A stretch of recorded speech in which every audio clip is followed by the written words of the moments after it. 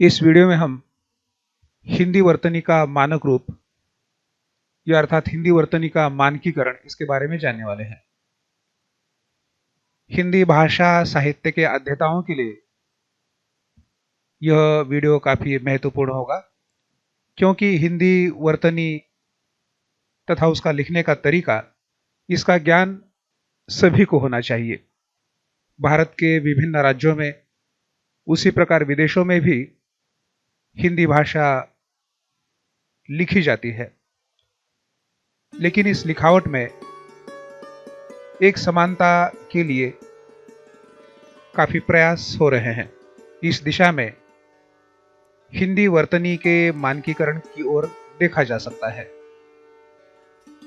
भारत सरकार अनेक विद्वान तथा केंद्रीय हिंदी निदेशालय आदि के प्रयास के द्वारा हिंदी वर्तनी को मानक बनाने की दिशा में काफी प्रयास किए जा चुके हैं। आज के वीडियो में हम हिंदी वर्तनी के मानक रूप या हिंदी वर्तनी का मानकीकरण के बारे में जानने वाले हैं। इस वीडियो को अंत तक देखें, क्योंकि वर्तनी के नियम जानना हम सभी के लिए नितांत अत्यावश्यक है। आइए देखते हैं हिंदी वर्तनी का मानक रूप अर्थात हिंदी वर्तनी का मानकीकरण।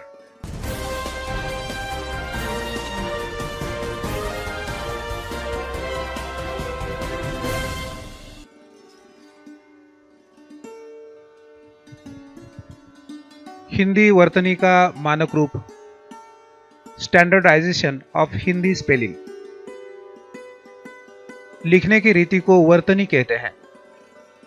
सभी भाषाओं की ध्वनियों को सही ढंग से लिप्यंतरित करने के लिए या लिपि को एक समान उच्चारण के लिए एक समान वर्तनी के मानक नियमों की निश्चिति को मानकीकरण कहा जाता है।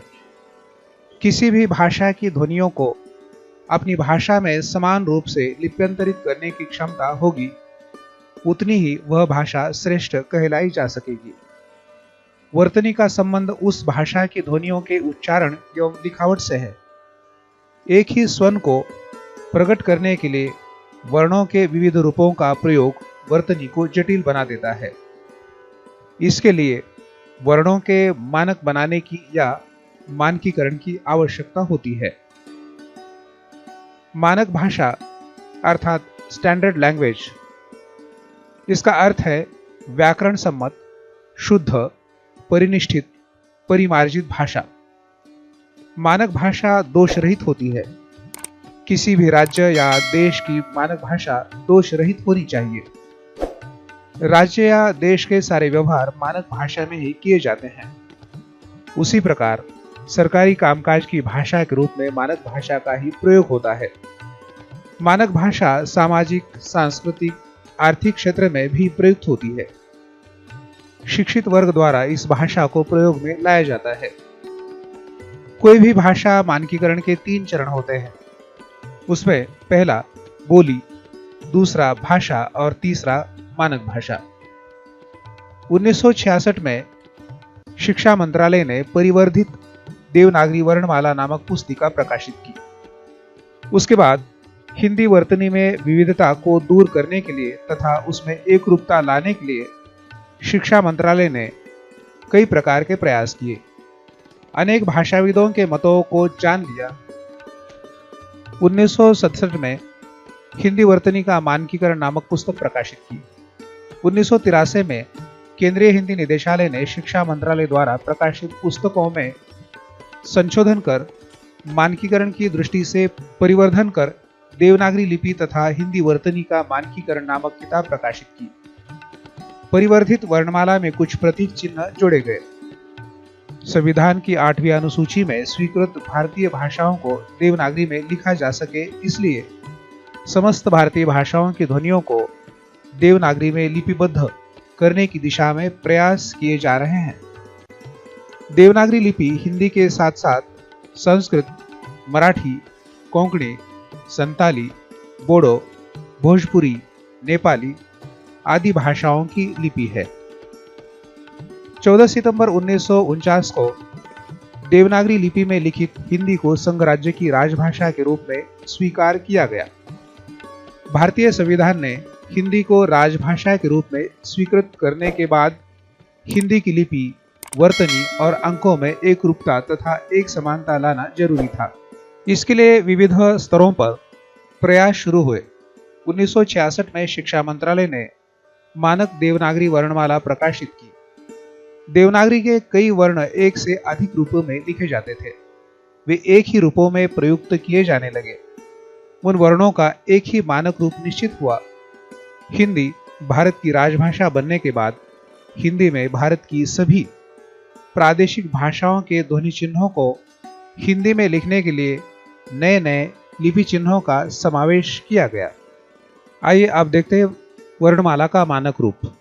जैसा कि आप इस चित्र में देख रहे हैं कि वर्णमाला का मानक रूप जैसे अ आ इ ई, उसी प्रकार क ख ग घ यह हिंदी का मानक वर्णमाला का रूप है। उसी प्रकार बारहखड़ी के रूप में क का की इस तरह भी आप लिख सकते हैं। उसी प्रकार मानक वर्णमाला में जो स्वर है उसमें अ आ इ ई उ ऊ रु ए ऐ ओ औ लिपि चिन्ह यहाँ दिए जा चुके हैं। अनुस्वार उसका लिपि चिन्ह यहाँ दिया है। उसके बाद विसर्ग उसका लिपि चिन्ह है। अनुनासिक इसका लिपि चिन्ह यहाँ है। संयुक्त व्यंजनों में क्ष, त्र, ज्ञ और श्र है। हल चिन्ह यहाँ आप देख सकते हैं। उसके साथ साथ ग्रहित स्वन जैसे अ, ख, ज जो कि विदेशी ध्वनियां है।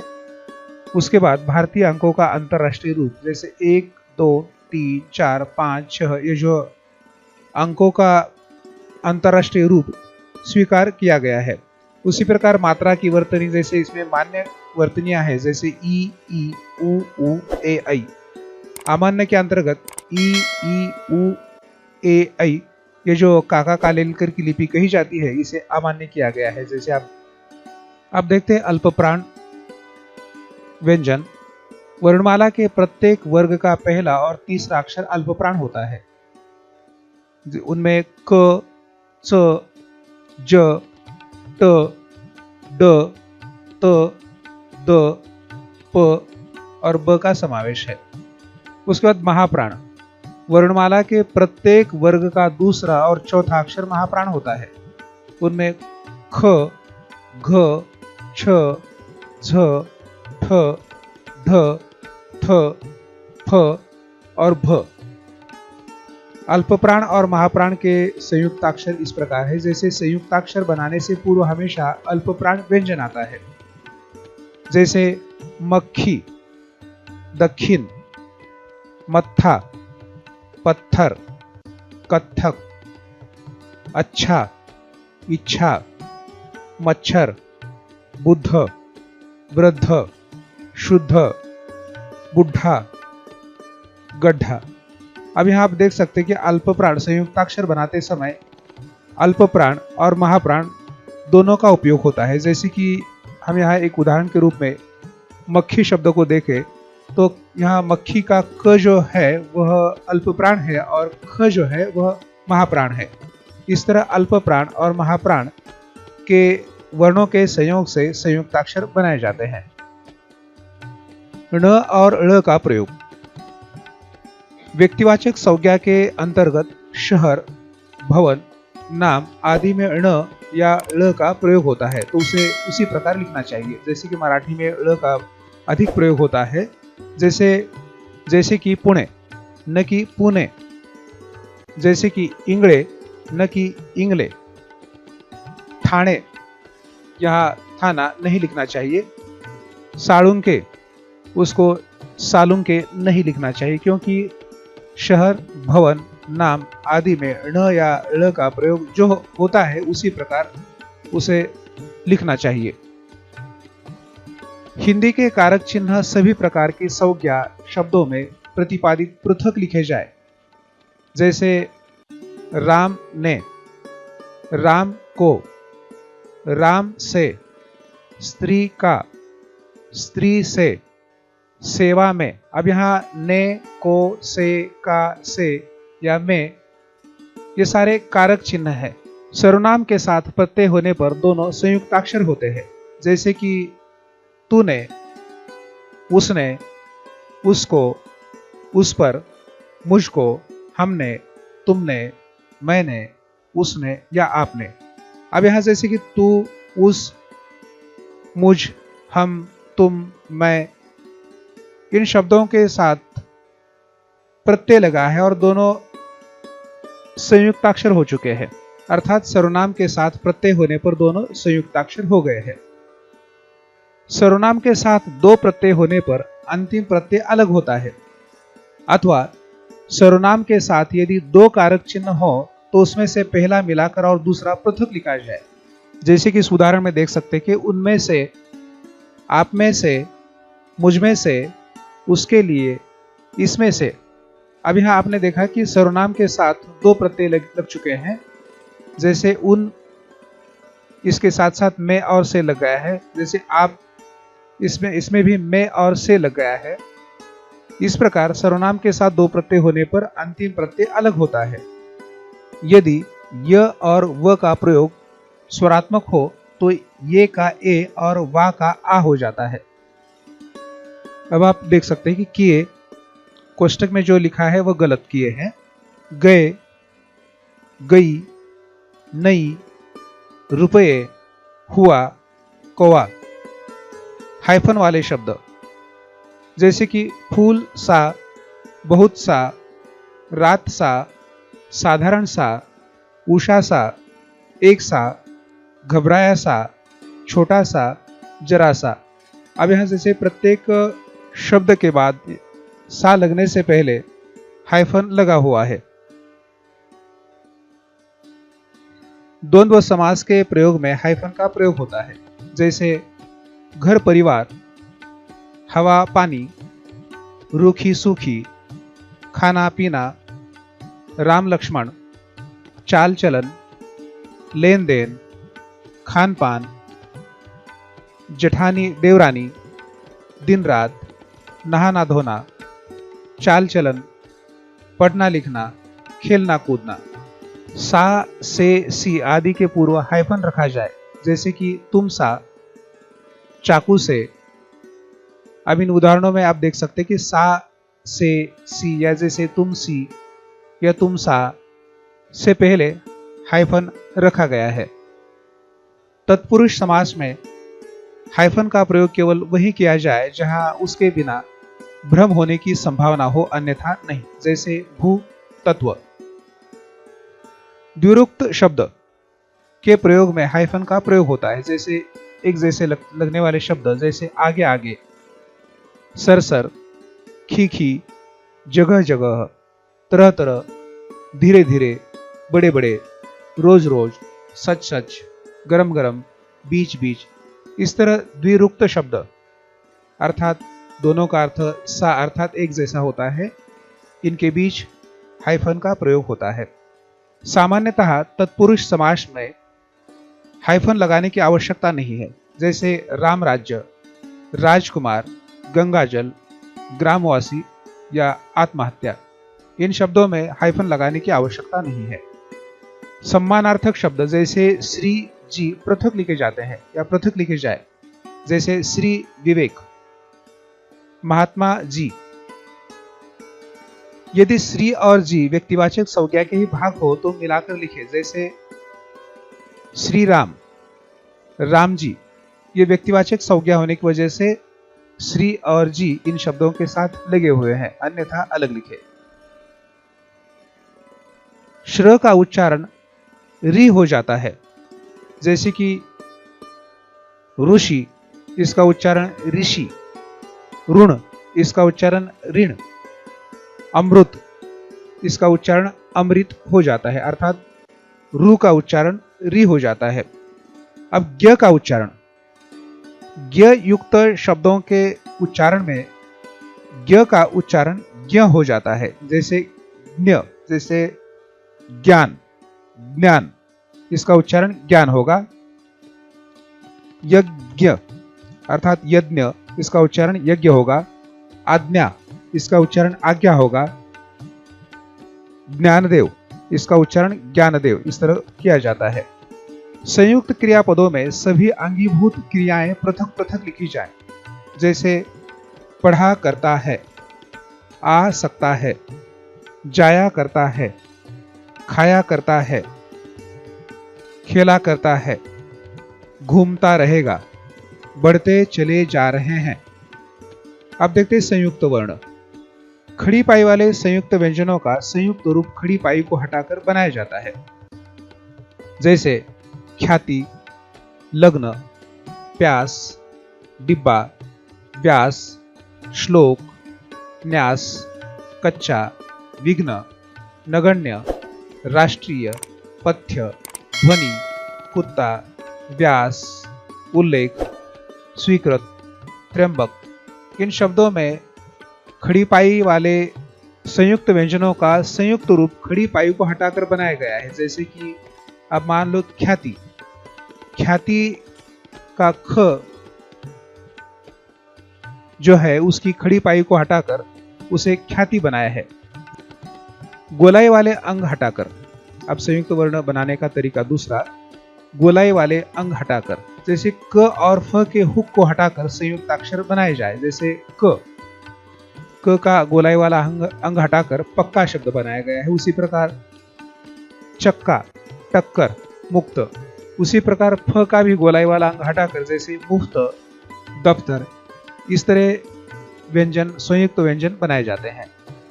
अब हलत करके कुछ संयुक्ताक्षर बनाए जाते हैं, जैसे हल चिन्ह लगाकर बनाए जाते हैं। जैसे अब यहाँ हमने दो कोष्टक दिए हैं, जैसे मान्य और अमान्य। अमान्य में आप देख सकते हैं ट और ठ। मान्य में किस तरह से लिखना चाहिए वह भी देख लीजिए।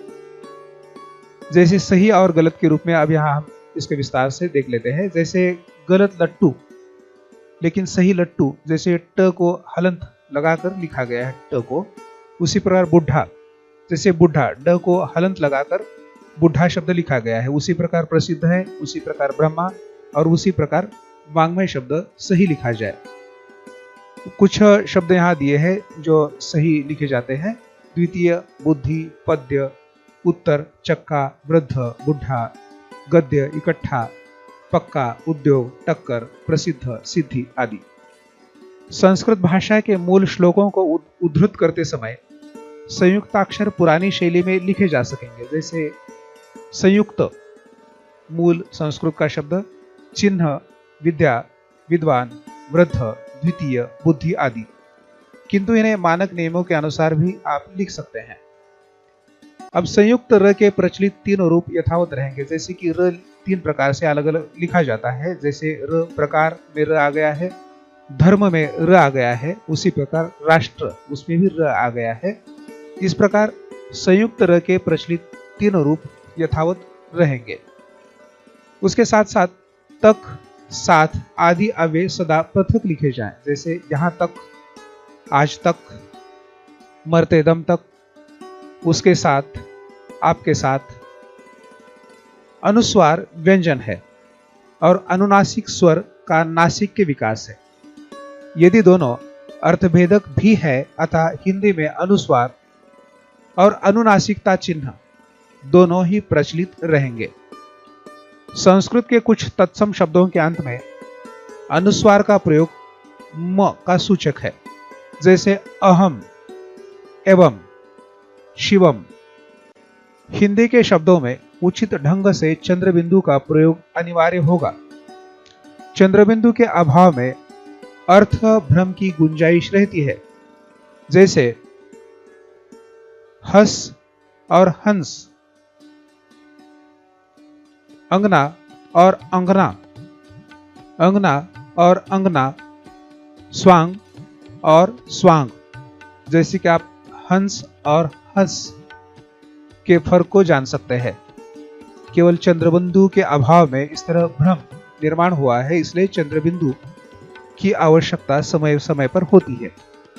चंद्रबिंदु के प्रयोग से छपाई में कठिनाई के कारण चंद्रबिंदु के स्थान पर अनुस्वार चिन्ह के प्रयोग की छूट रहेगी। जैसे अखबार में आप देख सकते हैं कि चंद्रबिंदु के स्थान पर इस तरह अनुस्वार का प्रयोग होता है। तत्सम शब्दों के अंत में प्रयुक्त विसर्ग का प्रयोग अनिवार्य है। जैसे अतः, पुनः, प्रायः, पूर्णतः, मूलतः, अंततः, वस्तुतः और क्रमशः। अंतकरण, अंतपुर, दुस्वप्न, निस्संतान, प्रातःकाल आदि शब्द विसर्ग के साथ लिखे जाए। हिंदी के फॉन्ट यूनिकोड समर्थक हो और यूनिकोड ही अनिवार्य फॉन्ट के रूप में भारत में बिकने वाले सभी कंप्यूटरों में उपलब्ध हो। अब कुछ विदेशी ध्वनियों की चर्चा करते हैं। अरबी फारसी ध्वनियां। अरबी फारसी ध्वनियों का हिंदी रूपांतरण स्वीकार है, जैसे राज, कफन। उर्दू शब्द। उर्दू से आए अरबी फारसी मूलक वे शब्द हिंदी के अंग बन चुके हैं और जिनकी विदेशी ध्वनियों का हिंदी में रूपांतरण हो चुका है, जैसे हिंदी रूप में वे स्वीकार किए जा सकते हैं, जैसे कलम, किला, दाग। जैसे कलम, किला, दाग या इस तरह जीवामूलीय व्यंजनों को हटाकर कलम, किला, दाग इस तरह हिंदी रूप में इसे स्वीकार किया जा सकता है। अंग्रेजी शब्द। अंग्रेजी के ध्वनियों का हिंदी रूपांतरण स्वीकार है।